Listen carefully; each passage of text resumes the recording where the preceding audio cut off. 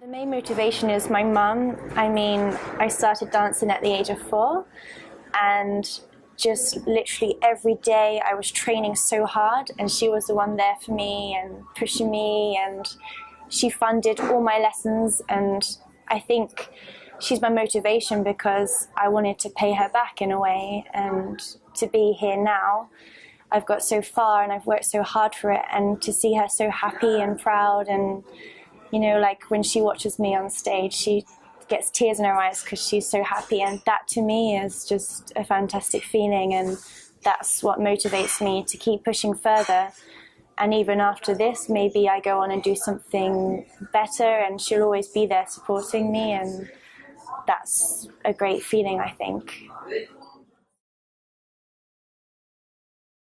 I think for dancing, I definitely would make sure that I'm prepared in the sense that I feel good, and if I'm sick, maybe I need to make sure I'm really on it and I take my vitamins, and then I go on stage and I'm just in the moment, and you know, it's just a fantastic feeling when you're on stage, you're focused. When I go to work, I don't let anything get the better of me. So if I'm having a down day, I just put that aside, and you know, I go on stage and something takes over.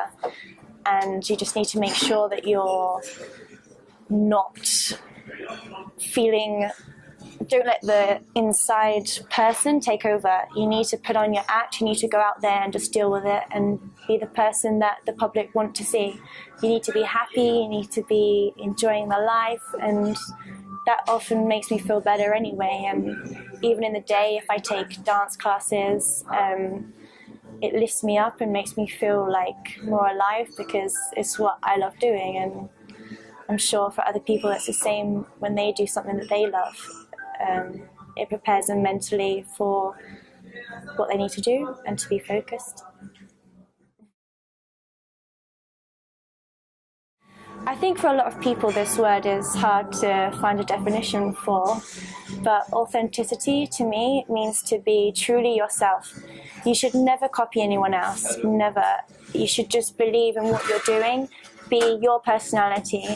I mean, when I'm on stage, I'm not going to copy other dancers because I want to stand out. I want to perform in a way that the audience are attracted to me and they look at me, because that gives me a good feeling when I know that I maybe could stand out, but I never want to copy anyone else, because then everyone would be a clone if they did. So if you're different, it's good, and unique is the way to be, especially in dancing as well, because if you go to a casting or an audition, you need to stand out, and you need the management or the panel to look at you and you only, not the rest of the dancers. So for me, of course, it's dancing.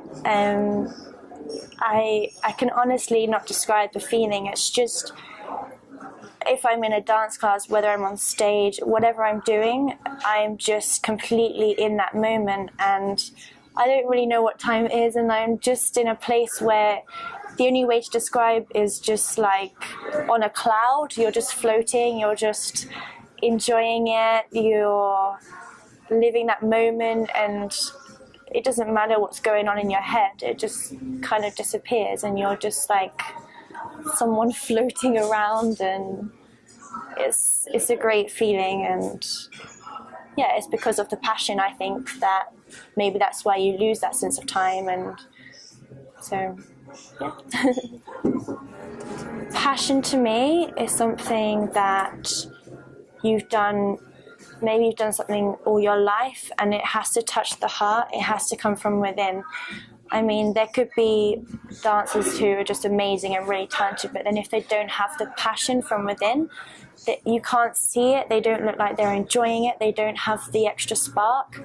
And for me, like, my passion is so noticeable, and when I am on the stage, I think a lot of people, a lot of family and friends will comment on the fact that, like, wow, you really love what you're doing. It's so great to see, you know, because it's that feeling from within.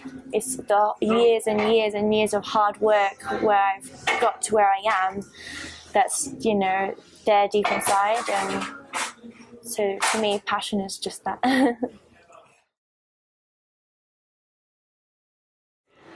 I would say that if you work too hard, you'll just get really bogged down. And I think it's very important to have your social life.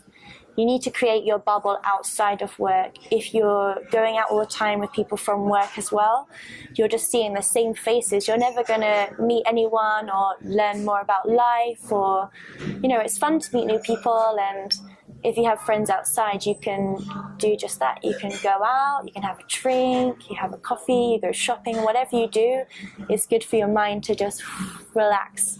And I think at my work especially, it can get quite stressful.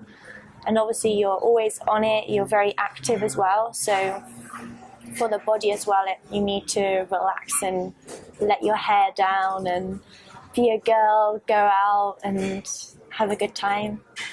I know that I finish work very late, so I work till 1:15, 1:30 sometimes.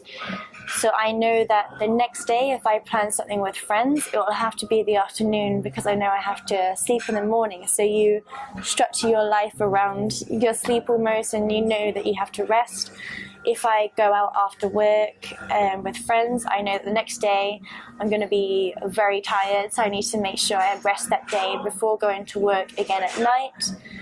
And you also have to make sure that you're with the right crowd of people who do respect you, so that if you do have to go home early because they know you have work the next day, they're going to respect that. You don't want to be with the group of people who want to force you to do something that you don't want to do.